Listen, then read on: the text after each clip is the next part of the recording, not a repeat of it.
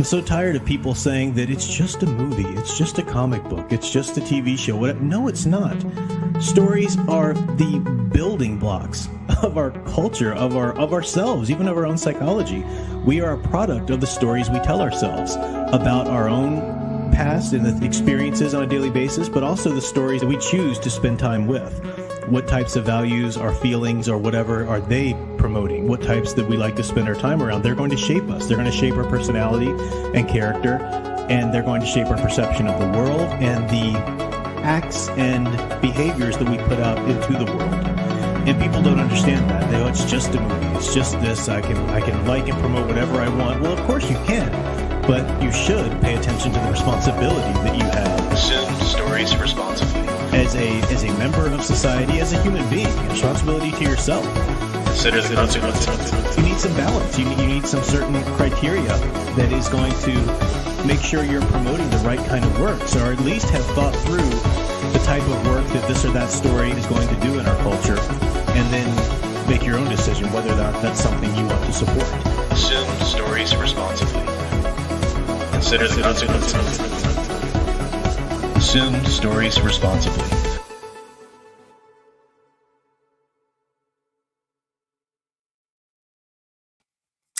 Hello everyone, I'm Professor Geek. Welcome back to the channel.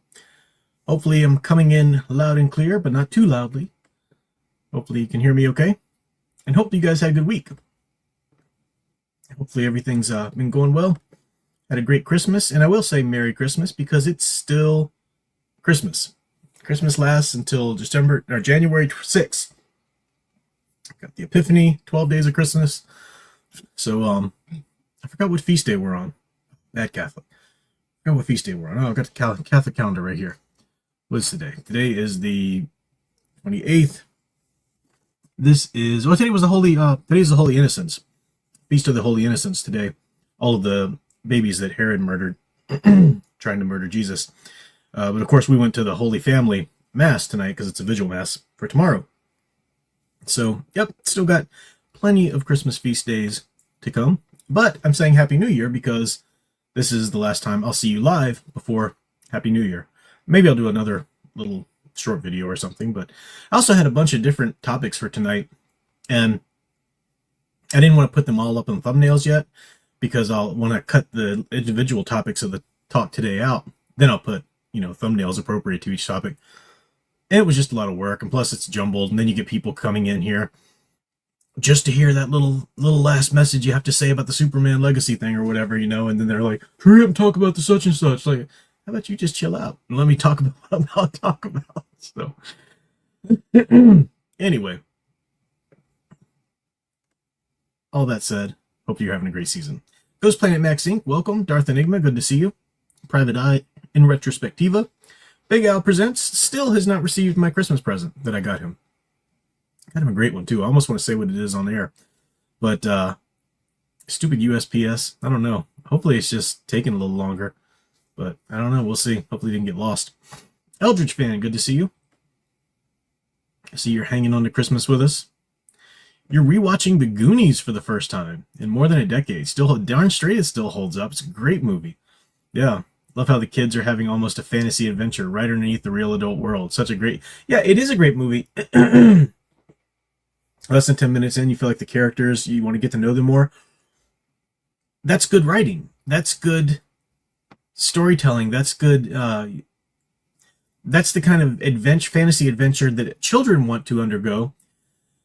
But it's also the kind of adventure adults, the inner child of adults, want to undergo as well. Right? Adults watching that movie know the struggle. They're the adults having to figure out, how do we pay for this? Or we're going to have to foreclose on our homes and all this kind of stuff. Whereas, and we're all Goonies, right? Great stuff. Richard Donner at his best. Could you imagine, God bless the late, great Richard Donner. Could you imagine what it would be like to know that you were behind the stories of Goonies, Superman 78? That's just... And then not to say nothing of Lethal Weapon and all of the other great stuff he did. He even produced Lost Boys. He was going to direct Lost Boys, but he decided, it wasn't really his thing. So he passed it to Schumacher, who did a great job. Tom Spiegel, DFLS Studios. Samuel Proctor, good to see you there. Of course, my dear sweet sound engraver. Ace Moic, Crystal Ashes, Leah Plus Size, and so many more. Great to see everybody here. Hopefully you're doing well. Let's see anything else happening here before I move along. I do have some reviews I'm going to go through tonight. And did some...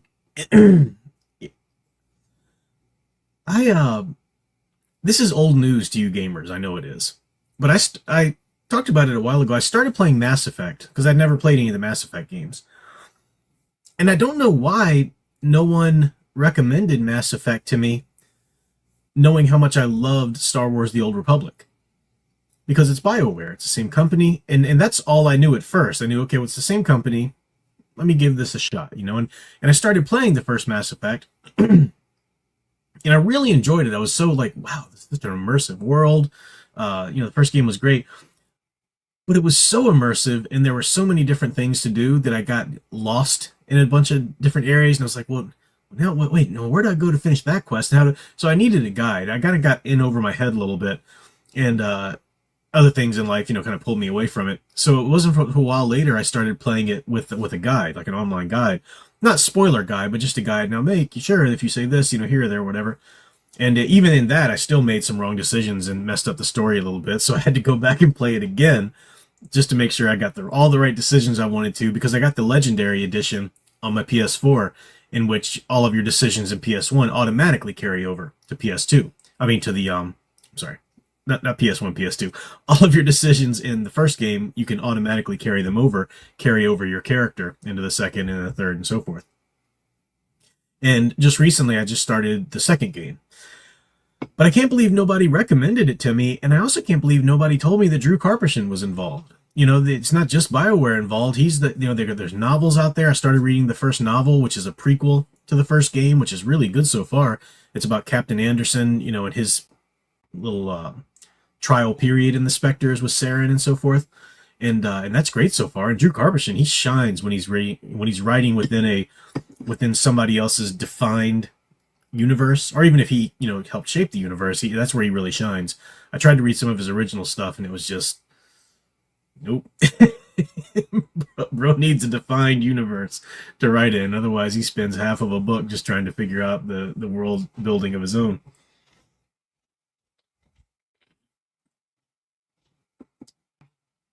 But it was great, and part 2 is wonderful. I just started part 2, and I'm having such a blast. I had a really great holiday season. I had my daughter the whole week, and just dropped her off this morning. Now I've got a few days left of my break, not having to work, where it's no responsibilities. So I told Sound Engravers, like, I don't care what time it is. I don't care. Like, no norms at all are going to be, placed restrictions on me. These next few days, I am going to do whatever I want, whenever I want. Which, for me is playing games, reading books, eating, watching movies. That's about it. So, thank you for the super chat. I don't know if you just gave me a super chat for me to say your name, but that is a Sugar Booger. That is a great name. Thank you for the $2 super chat.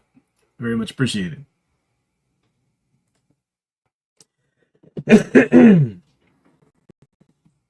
You guys are talking about let me finish talking about Mass Effect. That's really good writing too, and it shows how video games can really be immersive storytelling. I grew up really loving those choose your own adventure books. You guys, you read those, I'm sure. I have a Batman one I bought around here somewhere. It was one that I had read back in the day, a Batman choose your own adventure. Those were great. Back in the days when children actually read, actually sat down with a book and read the words in it. And they went the way of, the dodo, I guess. You don't see them very often. I think they started bringing up a couple of them back. I've seen like an adult choose your own adventure, not like adult, but, for adults.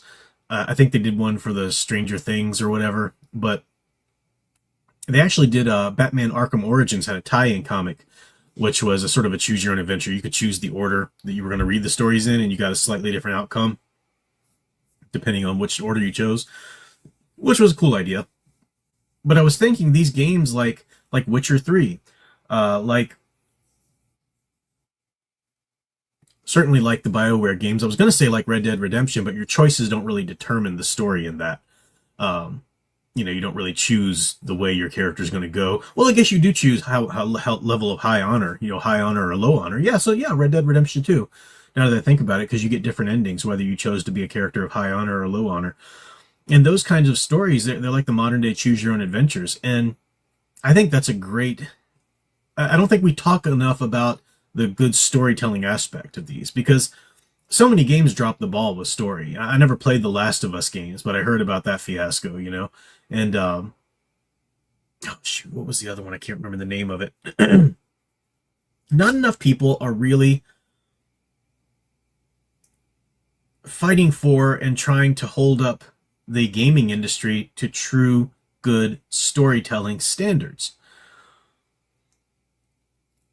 I ended up buying, I wish I'd done more research, but I ended up buying the game Ghosts of Tsushima because I saw the Call Me Chato guy, his channel, and he did a whole, this is not a woke video game, guys, this is this, and I'm playing it, and the DEI fingerprints are all over this game. Like, how can you say this is a woke game? I mean, it's not as in your face as, say, the Suicide Squad kills the Justice League or something, but you got DEI fingerprints all over this thing. You got to have a woman, she's got to be a woman thief, and she's very important, and then there's a woman archer, and this is feudal Japan, guys, and then the woman archer also has a lesbian relationship. We got to push that in there, and you have to help her go say goodbye to her lesbian lover, and I mean, it's like Miles Morales. Like, what are you talking about? There's no wokeness in this game. And so many people are just willing to settle if as long as it has this, or as long as it keeps me entertained, guys. Hey, as long as it, if it's telling me a good story, I can overlook these things. That is why we don't have nice things. And that is why we'll never have nice things, because too many people are willing to settle. Get more into that in a second, but I got a super chat here I just don't want to miss. Samuel Proctor, thank you so much for the $2. Said, same here, playing ME2 for the first time right now. Awesome. Are you doing the Legendary Edition? I do like the Legendary Edition. I had the original games, or the first two anyway, I think, for my Xbox 360. But I thought, there's a Legendary Edition, because when I was looking up walkthroughs, it was like, do you want the original version walkthrough or the Legendary Edition walkthrough? And I was trying to look up some of the differences in the two without giving me any big time spoilers, and I chose Legendary. I thought that was a good idea.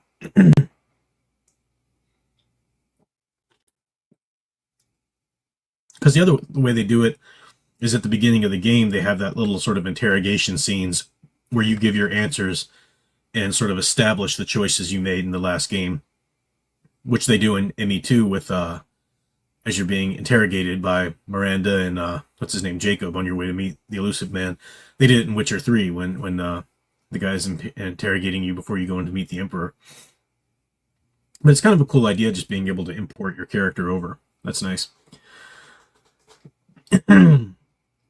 Yeah, the whole fandom menace thing there, it's a lot of hypocrites. I wouldn't say Comic Skater hypocrites, Ghost Planet. But then again, it just depends on who you're talking about in Comic Skate or out of Comic Skate. I think, I don't know, the only real Comic Skate, only people that come to mind when I think of that are Ethan Van Sciver and the Comic Skate Kings. I love those guys. I think they're great. Don't necessarily agree with every little thing they might say or every little movie they might endorse. And I don't really watch a lot of live streams, so maybe there's something you see that I'm missing or something.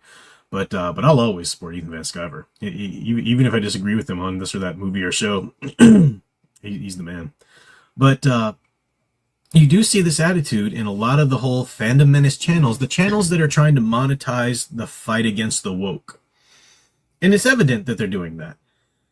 That's their whole raison d'etre right there. That's all they do. They don't go and talk about good stuff. They don't go,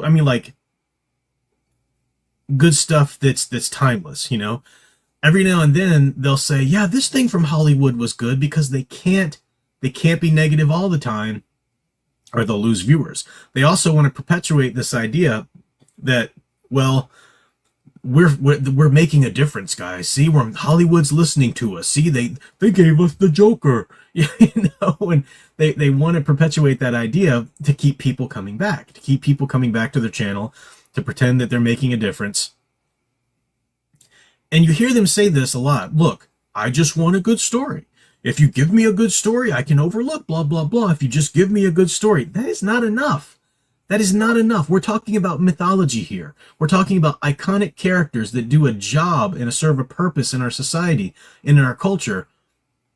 Just having a good story is not enough. And you hear this, one of the things they're saying right now is people are all excited. I don't know if it's confirmed yet, but there was some news that Haley Atwell might be brought back in the next Avengers movie. Of course, you know, Peggy Carter. And that she's going to kind of replace the Captain Marvel and all that kind of stuff. And so that's the narrative that's going around now, guys. See, the MCU is over. You know, we won. And how did you win? You're going to have, even if they brought back Carter and Chris Evans, Captain America, you're still getting a movie in the same continuity of all of the garbage that they've pushed on you. They injected DEI woke crap into every crevice they could find for the MCU. And they've done that for years now. But if they tell a good story now, then I'll be okay. Then I'll go back and watch it. Well, then you're a simp. You're an addict. That's the kind of talk that an addict does. There's no such thing as suddenly being able to treat these characters really iconically again and really telling a good story. No. They've screwed it up beyond repair. And you hear these channels say things like, look, guys, we want Disney to succeed. Hey, we want them to be able to tell good Star Wars movies. We want Rocksteady to be able to give us good video games. So we're trying to help them. We're trying to show them what doesn't work and try to show them what does work. And to do that, we got to support the good stuff.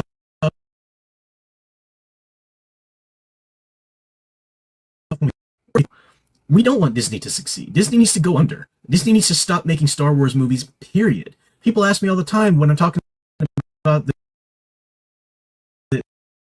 the issue. Would you have a good Superman movie? What would you do? I wouldn't. That's the answer. We should not have a Superman movie. Give it at least 10 years. It's killed in the culture too much. It's dead. It's been deconstructed and run into the ground so much that what we're going to have with something like Superman Legacy is you've got people willing to forgive all of. They don't care if you guys black Perry White now. They don't care if race swapped Otis. They don't care that Tom King is on the story department of the whole movie. It looks good though. It looks like they gave me crypto, so I gotta go see it. It's gonna be hopeful, guys. They're willing to deal with all of this crap. They race swapped important characters, and they do that. And people who say, well, I'm not okay with that, but whatever. People who try to defend this in The Batman, Matt Reeves' The Batman.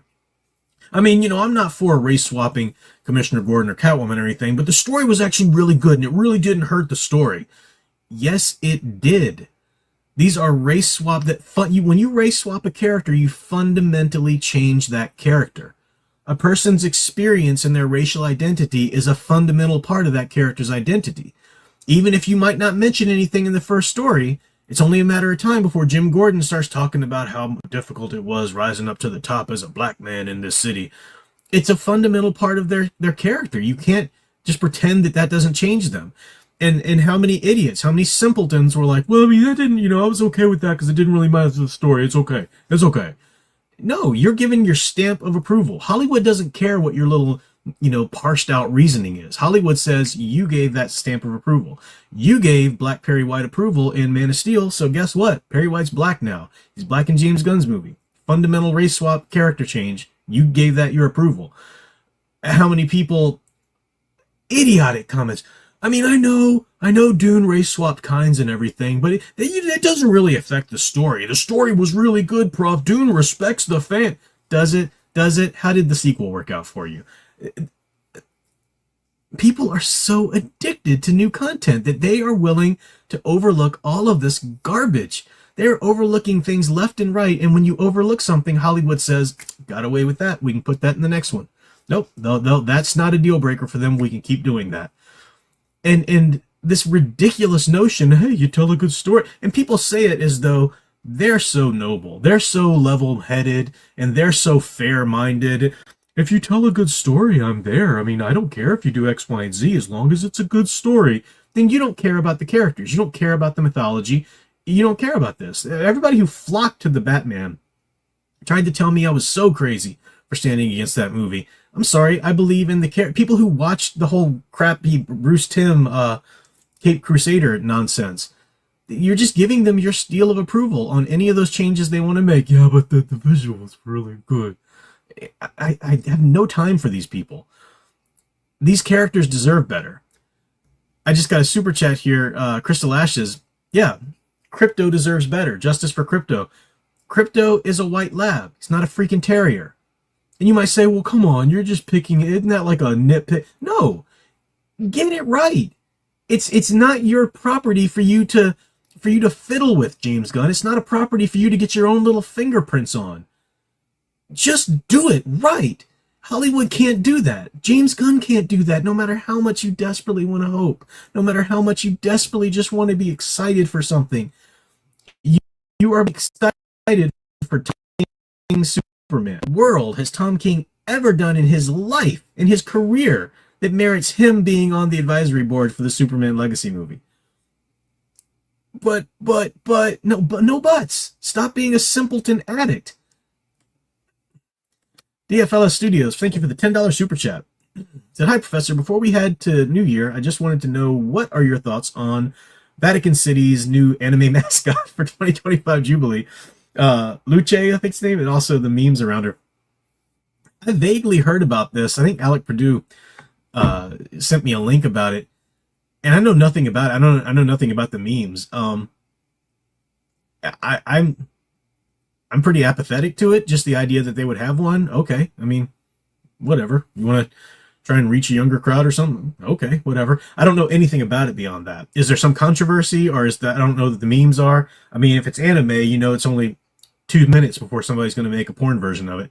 So yeah, I don't really know much more about it, other than just the fact that it exists, which I'm just kind of like, doesn't really amuse me or bother me one way or the other, you know. But if there's something I missed about it, tell me. My sound engraver, thank you so much, said, we just want to be entertained. I know, this nonsense. Again, that's why I talk about this on my channel. Consume stories responsibly. Movies are not just for you to go enjoy.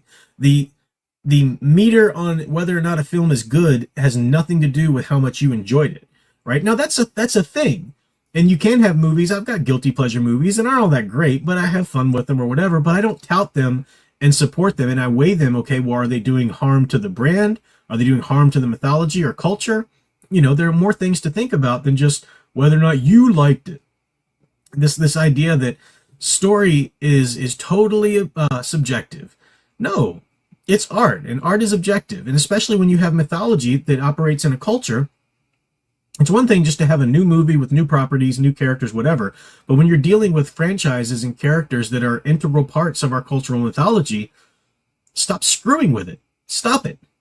You know, you think about the suit alone. I've talked about the suit enough for the Superman Legacy thing, but Kirk Allen, first live-action Superman on the screen anyway. You know, when was that? The 40s? Maybe early 30s, I think it was 40s. Next decade, the 50s. George Reeves, Superman suit. Same suit. A few decades later, Christopher Reeve, same suit. Maybe the waistline is slightly lower or something, but same suit. Give it a few decades after that with, or not even that, but just Dean Cain Superman on TV. Same suit, exact same suit. The Superboy show, the same suit. Superman Returns, they started changing it a little bit. Basically the same suit. All the parts were still there, but they started altering it a little bit, you know, and that's when you get this mentality. It's very much a 21st century mentality that everything's got to be updated all the time. Oh my gosh, that was made 2 hours ago, guys. We got to do an updated version now. And that's a stupid take. I mean, look how many different versions of superhero suits you've had of any character just in the 21st century. And these are characters whose suits had remained constant for decades upon decades. And it started with the comics, this ridiculous notion. And it's, you know, a character's suit could change here and there, but it never, like the iconic suit was still the iconic suit, you know? You could change up a suit for a certain story or a certain telling or whatever. And this mentality of this we've got, no cultural memory past 2 minutes ago, and that's what this generation is too. It's the technology breeds this fact into young people's minds. They can't remember anything. Nothing sticks with them because they're the TikTok generation where they just got to scroll to that next thing, scroll to that next thing. This is not good for culture. It's not good for people. It's not good for people's brains. Another super chat from the Sugar Booger. It said, have you played Kingdom Hearts series? If so, do you think Sora is a great example of a Paragon hero? I wanted to send this to show my gratitude. Thank you so much. I appreciate that. I love Kingdom Hearts. I did not play... What's it called? I'm getting the name wrong, but something Dream Drop. The game that came between 2 and 3. I have it, but I still haven't played it yet because I played part 3 and I had a problem with the whole Sora failed the test, the Keyblade test thing. That was really garbage, especially since he was trying to save Riku, apparently. And I was really upset that the whole franchise gives us 1, 2, and 3, a trilogy, but they've got such crucial storytelling going on in between the game. That's pretty crappy. It's easy enough in America to get I'm blanking on the names of the other ones, but the ones where you meet Terra and all of that. I got those and played those, and that was fine. Dream Drop Distance, I think, is the name of it. But I have that. I'm going to play that through. But I did think the franchise starts to drop the ball on Sora a little bit, somewhere in between 2 and 3. But he's still the same hopeful character. They did a couple things with him in 3 that I just didn't quite agree with. But I dearly love that first Kingdom Hearts game will forever, and part 2. I mean, to be honest, both of those games are so amazing. Part 2 just steps it up even more. I remember playing the heck out of those things in my PS2 back in the day. I was never a big social person, going out and partying and stuff. So my early 20s, I was just like, or mid 20s, whatever. I was just in my apartment with my cat and playing video games, just reading my comics. That was great. But those games were so good. I liked that a lot. Yeah, Sora was built up as an aspirational paragon. I just think they made some really stupid decisions with him after that. Crystal Ashes gifted 5 memberships. Thank you so much. Appreciate that. Yeah, for my members, I've been every time I get a video cut out or made, I release it immediately to members, and then I schedule it for a public release. So like before Christmas, I did like 4 or 5 videos, all released immediately to members, and then I had it dotted out through the next few days or whatever of public releases. Yep, you're right, Biscuit Butters. That's right. DCAU, perfect blueprint for those characters. They just ignore it. Well, because they got to update it. They can't do that. That's been done. No, they got to do something different.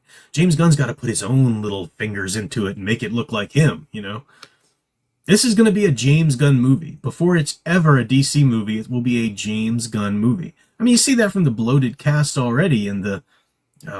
whatever. Eldritch Fan, thank you so much for the $4.99. Said it can work. Wolverine and X-Men gender swapped Master Mold. It gave the Sentinel Maker an evil controlling mother feel, but that was before... Looks like you're finishing your comment here somewhere. Oh. The Great Awakening of 2014. Nothing after 2014 is fully untainted. Yeah, I didn't watch the Wolverine X-Men. Oh, no, Wolverine X-Men, not Wolverine Deadpool. You're talking about Wolverine X-Men. Yeah. There are certain things that stories could... I don't want to say that. I don't want to say it like that. Depending on the character, depending on this or that, you might have a...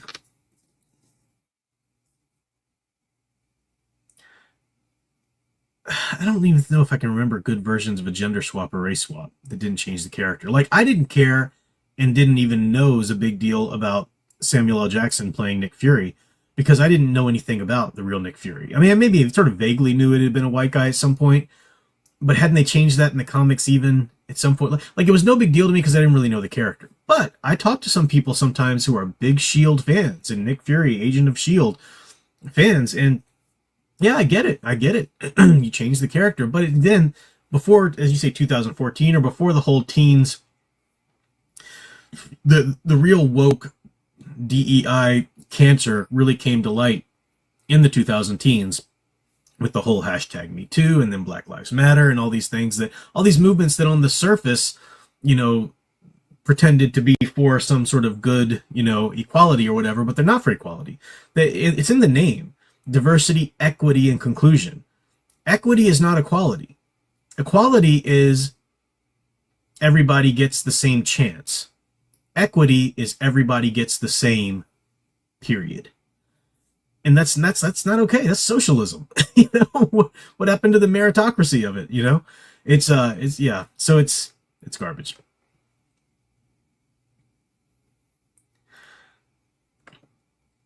I've kind of answered this question before, but I think your question here gets at what I'm talking about a little bit here, Michael Scimbati. Why do hurt people relate to villains more than heroes?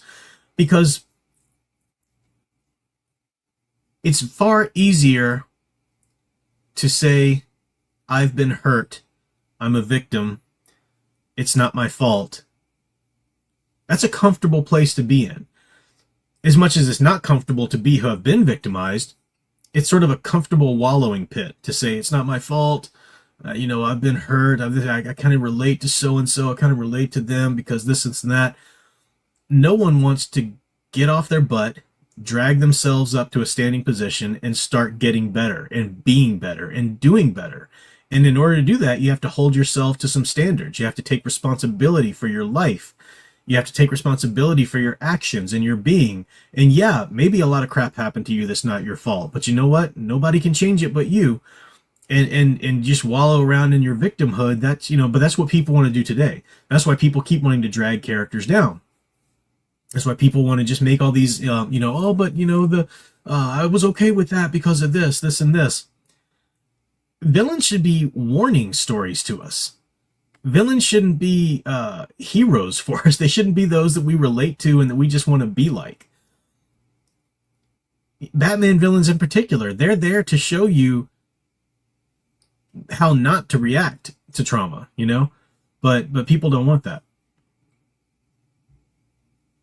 Studio 96 Films, thank you so much for the super chat there. He said, do you think Sonic the Hedgehog is a paragon? I'm not a big Sonic aficionado.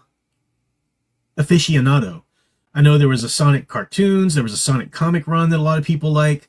In terms of Sonic, I've played the first two Genesis games, and I saw the first movie. I still haven't seen the second movie. And I liked all of those. I liked the first two games, and I liked the first movie. And, I mean, I wouldn't say he's not a paragon from those, but I think I don't think I could really answer that question without really being immersed in the lore of it more. I do need to see part 2 because I like part 1 and I know part 3 is coming out. It's just never been I don't have nothing against it and I do enjoy it, but it's never been a go-to property for me. It's not something that I'm just really into and need to watch, or read immediately.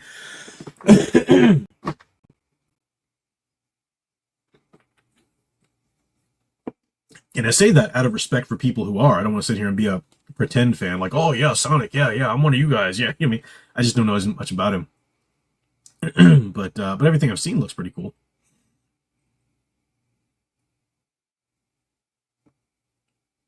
Yeah, this is an example. Zachary Brown, Rest redesign, and I wouldn't even call that a redesign. That's nothing. Wally West's suit when he got the new Flash suit, and it was like more of the lightning lines, stuff like that. I don't even call that a redesign because you've still got all the fundamental parts there, Look at Superman's suit before and after the New 52 garbage remake of it. That's a whole new suit.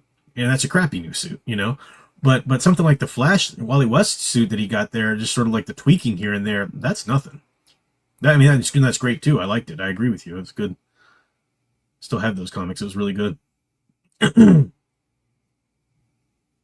Oh no. Michael Scimbati, poor guy. So my girlfriend broke up with me since all I talk about is comics, movies, and I felt so depressed and wonder if it's not my fault. It is not your fault. I'll tell you that right now. If she couldn't handle you talking about comic books and movies, she is not the one.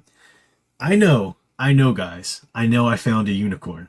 I found just the rarest woman out there who likes to play games with me, likes to read my comics, likes to watch these things with me. But there are other sound engravers out there tailored to your own individual interests. Just, you got to keep looking. You got to be willing. Hey, I was, 40 some years old before I found her, and they're out there. They're out there. No, that's that stupid, oh, that's kid stuff. Stop talking about kiddie stuff. Comic books. Oh, no. Are you kidding me? Comic books are incredibly important. Sound engraver was telling me the other day that, today she was telling me that Andrew Clavin, the guy from the Daily Wire, he was going on again about how, superhero movies, they're not good art or whatever. Now, I didn't hear what he said, so I don't have the context, but I have heard him say as much before, and I have heard other members of the Daily Wire, which is one of the reasons why, as much as I agree with their politics, I think they're a bunch of grumpy old men. They need desperately somebody on that platform that understands modern mythologies and can talk about things like superhero movies and not be a crotchety old, know nothing about it. But that sort of condescending attitude, oh, that's kid stuff. Oh, superheroes, that's not exactly high art. Well, then you're an imbecile. You're an idiot who's never read Superman for all seasons. Tell me about high art. Have you ever read Batman Long Halloween? Screw you. You don't know anything about these great, wonderful works of literature that we have, and in films. Has there ever been a film as good as Superman 78? I'll fight you on that. That movie is pristine. I'm not saying it's the only great movie out there, but man, that's perfection. We watched again, as I said, the Alistair Sim Christmas Carol, or Scrooge sometimes it's called, the George Minter Alistair Sim one. That is high art. High art. But there are people who would even call that, well, that's kiddie stuff. It's a little Christmas movie, It's not Schindler's List, It has to be about something depressing and historic for them to think it's high art. And I'll fight these people till the day I die. They're garbage. That's a very ignorant and condescending and pretentious view to take. Yeah. Crystal Ashes, thank you so much for the super chat. Said, you have not played the third Sonic Genesis game. The best game? Yeah, no, Sonic 3, wait. Yeah, I don't think I did play Sonic 3. I played Sonic 2 was the one where you could be him with Tails. But I never played Sonic 3, no. But you would argue that Sonic at his most iconic is aspirational. Though I'm not sure if he's a paragon necessarily. I don't know. I wouldn't disagree with how much I know of the character. I wouldn't want to disagree with you. But I just couldn't state it authoritatively on my channel, without having played more and know a little more about the character. There you go, Sound Engraver. Find a girl who loves good art and stories. Be good. They are out there, promise you. But they're getting less and less out there, that's for sure. And I took mine off the market, so she can't have her. Eldridge Fan said, I picked up Jedi Fallen Order for cheap and started playing, but didn't know it was Disney continuity. Should I keep playing? It's fun and no woke so far. Hey, I'm not here to tell you whether you should play it or not. I can tell you that I have no interest in playing something, even if it's sort of mostly good or kind of good or whatever. If it's part of a deconstructing continuity that's still being pushed now, after the fact, I think there's room for going in and investigating what was good and what was bad about things. Like, I can go back and look at the New 52 comics now. I still think that whole run was pretty much garbage across the board, but you can find within it, some great art. Oh, that little story was actually pretty good. Or that run was, picking up on some nice stuff or whatever. But I didn't see the point in even doing that while it was going on, because I was fighting for them to end that crap. It was bad for culture. It was bad for the franchise that I loved. So I wouldn't find it in myself to enjoy even a little something I found good about a Disney Star Wars thing. Well, this show was kind of good, guys, or whatever. I think that, for me, that's not it. And I've never played Fallen Order, but I did see a really great post in a Star Wars group. And it was a person that said, they were being really honest, and I loved it. They said, I used to see people's comments about Disney Star Wars and, oh, Knights of the Old Republic was so great. And they were over there, they said I was over there playing Fallen Order, and I loved it. I loved the new games, this and that. And I thought, what are you guys even talking about? And it was over like a holiday break one year, and they said, and then I played Knights of the Old Republic. I thought, let me give this old grandpa game a try. And the person said, and I get it. Because it's so much better. It's 10 times better. The love and art and attention that went into the storytelling and went into being true to the franchise and to the universe. It's just playing Knights of the Old Republic. If you really give yourself over to that story, that's a life altering game. It's like reading a good novel.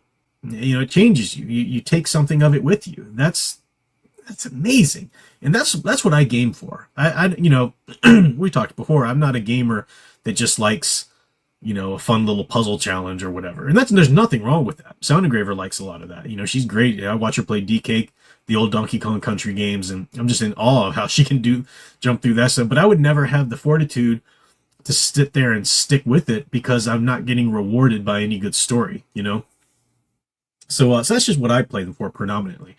And yeah, I don't know if that answered your question or not, but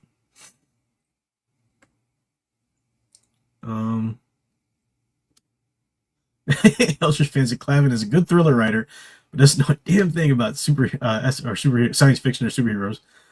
Hearing his takes on comics and superheroes is painful. I don't blame you. I know he's written Werewolf Cop or whatever. I've never read it, but I heard people say it's good. Yeah.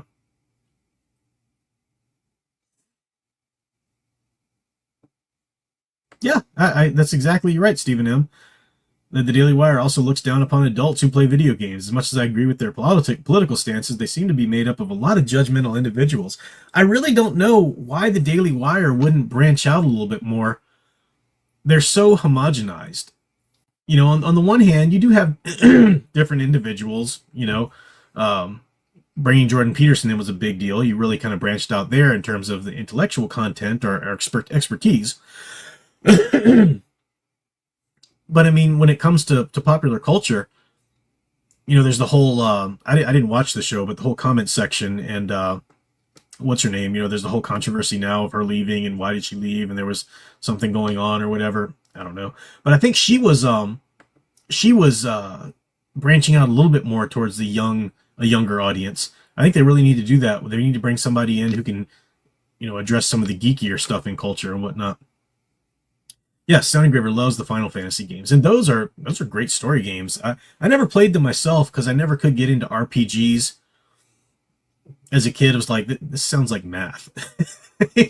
I can do live action RPGs. I love that, but okay, everybody stand in line, and you'll know that if you got hit points of this and MP of this, then maybe that'll do damage because their HP is this. I was like, that's math. I didn't come here for math. But I watch her play it and love the stories, to a certain degree. They drop the ball in the stories there sometimes, a lot, but they were fun. Let's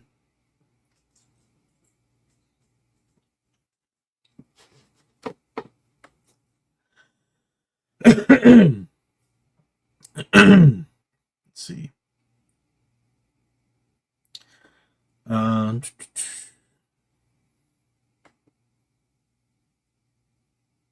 Alec Purdue sent me Fire Emblem, one of the Fire Emblem games.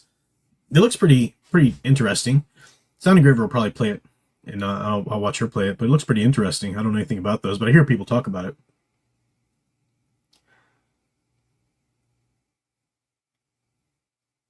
Darn it, the chat just jumped. I saw a comment here.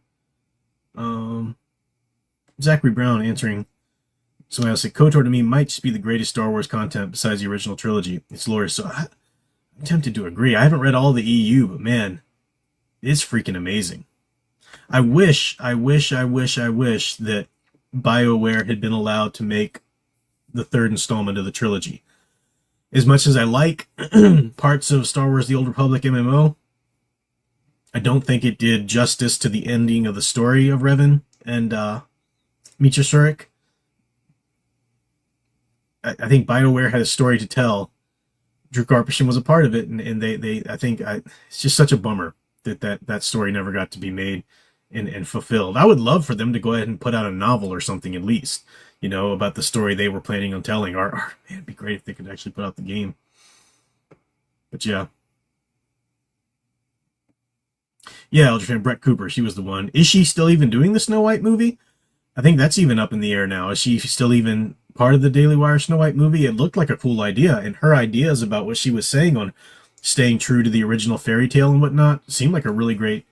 That's a good answer to the garbage, Disney Snow White movie. To do that, if you do a conservative Snow White movie, that's not an answer. That's just a piece of propaganda. But if you really did it true to the original fairy tale, that would be a real slap in the face to the Disney's garbage DEI Snow White.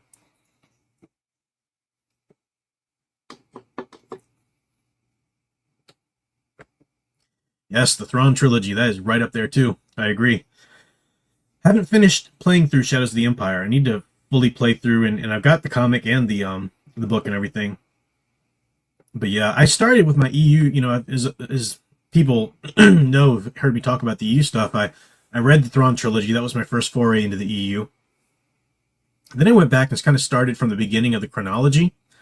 So the Old Republic reads and the Tales of the Jedi comics, Knights of the Old Republic and all of that. And I've jumped forward a little bit here and there, like with some Timothy Zahn stuff and things in the further into the content, but I haven't gotten through Jedi Academy yet and stuff like that. So I've got a long, lovely journey of Star Wars stuff to go. I'm looking forward to getting through more this year, actually. Oh, okay. Imagine how people think the Snow White movie's been canceled since she and the Daily Wire parted ways. I don't know. Last I heard, it was like still up in the air. But it's what a shame. What a shame to be canceled. I mean, come on, Daily Wire. You started this to make a difference in culture. What are you doing? What are you doing? You got this great chance here. This is one chance to really make that difference. And I just don't know what's going on at Daily Wire. They're dropping balls left and right here. I don't know what's happening. Not that I follow them all the time or anything, but yeah.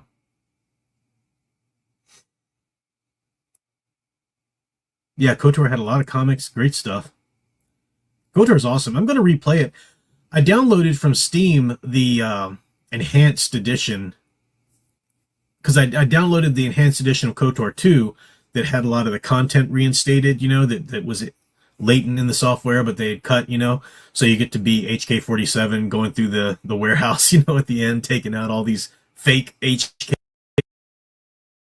and you get a lot of things like, and I went ahead and downloaded the enhanced edition of part 1, which doesn't necessarily have new parts of the story like that, but I think it's just like HD upgraded or whatever, so I've got it, and that's one of the things I'm going to replay this year, because man, Knights of the Old Republic was just a seminal story for me. It was a wonderful story to go through. What a great, oh man, it was just so good. And I'm so thankful that nobody ruined it for me, I was able to go through without any spoilers. Just blew my mind. And I replayed it a couple times, replayed it for Sound Engraver to watch.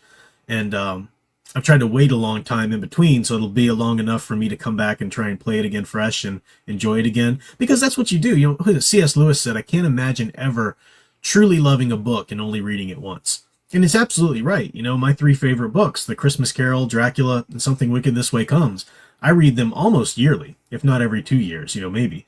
Something like that. And same thing with great video games. They're just, the stories are just so well done, and they really work for you. So loving Mass Effect right now. I hope it doesn't drop the ball.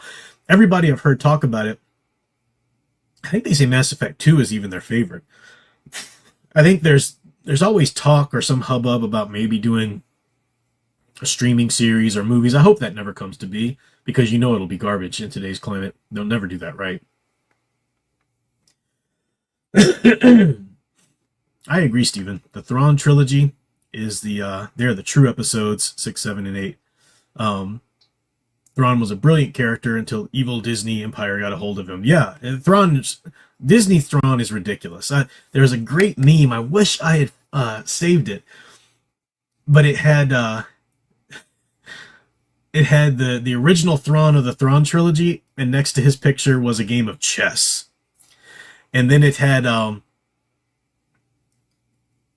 the Thrawn of the Disney continuity books, like Timothy Zahn's books and his new origin for Thrawn and all that.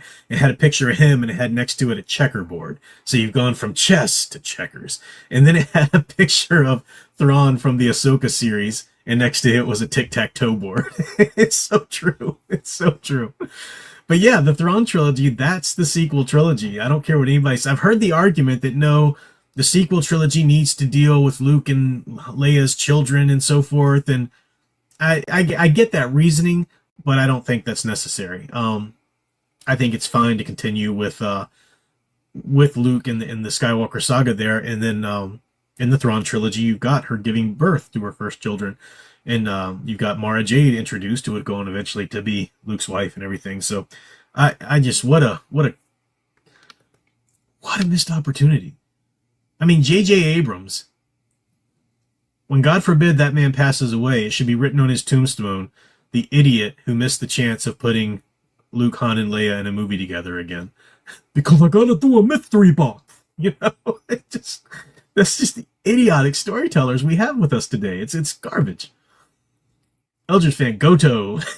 You know, Eldridge fan, that is so not surprising to me in the least that Goto would be your favorite character.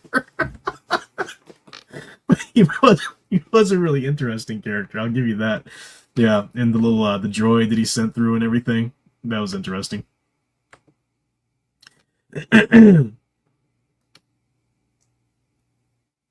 No, don't tell me that Final Fantasy. No spoilers. No spoilers. Even that's a spoiler. I'm not going to listen. I'll forget you said that. When I was watching Psycho Pass for the first time, I finally gave Psycho Pass a chance, and I was talking to my streamers like, guys, I started watching the show. It's so great. Somebody said, enjoy Psycho Pass. You're not going to like season 2. And I hate that. That colored my whole, approach to season 2. Was season 2 as good as not 1? Nowhere near it. But I didn't hate it. I just like, so I'm gonna forget you said that, Final Fantasy fan. but everybody tells me 2 is just like, it's like the Empire Strikes Back of the series, right? People love that. All right, Biscuit Butters read the Dracula for the first time 2 years ago. Way better than you thought it would be. Super amazing story. And Dracula is one of those novels. You said it's been 2 years. If you reread it this year, like let's say around this fall, you reread it, you'll get 10 times more out of it than you did the first time. It's one of those books. The more you read it, the more things you get out of it.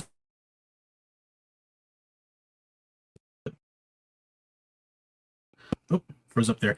I did a lot of content on my channel this last Halloween season about Dracula and whatnot.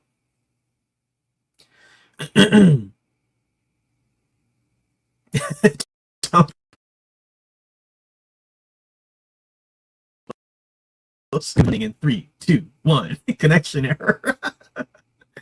Oh man. Oh yeah, J.J. Abrams. He just doesn't know how to write very well. I don't know why people just fawn all over the things this guy does. But yeah, when he was doing the Superman, or he was going to do DC, there was that great meme that was him with the Grim Reaper hood and sickle, and he was knocking on different doors. And the first door he come out of was the Star Wars door, and there was a trail of blood. And the second door he had gone into behind him was the Star Trek, and the second door was the Star Wars door, and there was a trail of blood. And the next door he was knocking on was the DC door that said DC on it. I don't know how these characters, but you know why these individuals continue to get work? Because of the simpletons that want content and want the cliffhangers. How many people watched Lost thinking it was some great piece of writing? And by the end of it, they realized they didn't even know where they were going with this show. They were just writing to the next cliffhanger, writing to the next mystery box. And then by the end, they're like, oh yeah, we've got to make it all make sense somehow. And no one was happy with it. Except for 3 people who pretend to be happy with it. No, Mr. D-Man, I have not seen Nosferatu yet. I just didn't want to see it during the Christmas season. I do want to see the movie, and I'm going to, but I'll probably wait for DVD. I really like to kind of practice that, not going out and seeing things, even if they're interesting movies I want to see. I think that plays it. Not that there's necessarily anything wrong with that, but I think it plays into this sort of desperation. Oh, I gotta have something new. I gotta go watch it new. It's very rarely, very, very rare will I go sit in a movie theater for anything anymore. And there are other reasons for that too. The experience of a movie theater is pretty crappy now from what it used to be. I went to see Beetlejuice 2 for Tim Burton, Michael Keaton fandom, but my own fandom for them. But I didn't need to see it in the theater. Glad I saw it. I probably won't watch it again. Maybe I'll watch it one more time if it's ever on TV or something. But last movie I saw in a movie theater that I was blown away by, that I really, really loved. It was probably some of the early MCU stuff. I liked Age of Ultron. I didn't really have any of the problems that other people had with it. I mean, I was expecting some world building, so like our setups for this or that or whatever. I didn't have the problems other people had with that. But yeah, it's just been so long. I used to love going to the theaters when I was a kid. I used to work in a movie theater. And the experience of a theater, if you go in like on a weeknight or whatever, you didn't have a bunch of idiots in there talking or whatever. But then teenager, this is before cell phones, before smartphones were even a thing, This was the 90s for me. And man, the experience of a movie theater, the darkness, it was just a whole experience. I loved it dearly. And it's a pain for me to go to a movie theater now because of the quality of the movies that come out, but then just the nature of the experience, the way that people have no clue how to coexist in a public space together anymore with any sort of sense of propriety or manners. Yeah.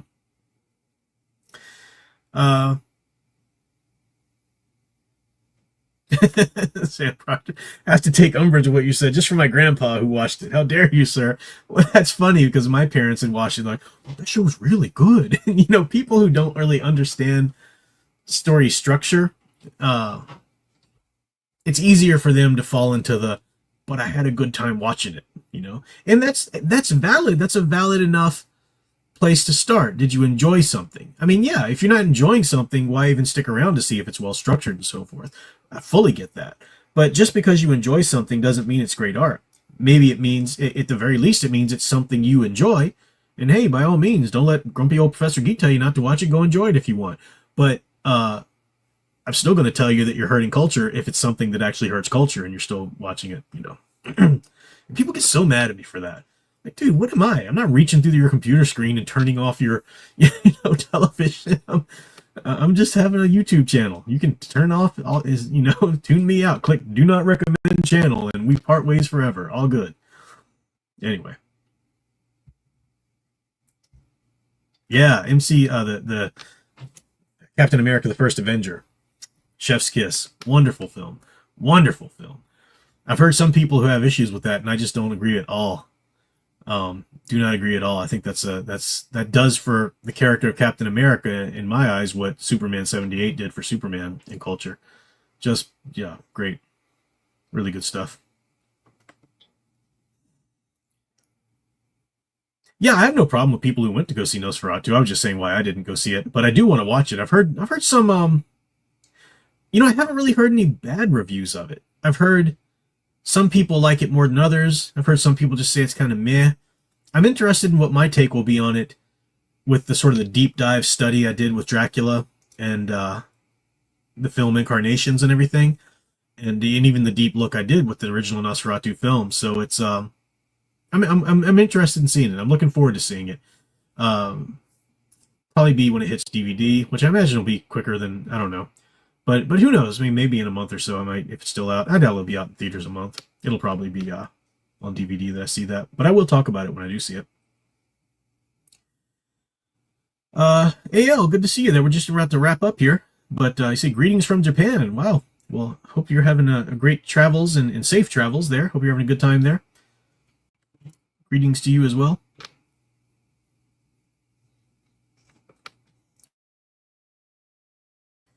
All right. Yeah, I really a plus size.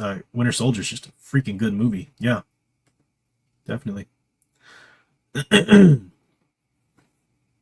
All right. I am probably going to wind down here. It's been about an hour, and I have got some vegging to do. I've got some gaming, some awesome movies to do. I forgot to do, I forgot about it this time, but YouTube has these like super chat goals,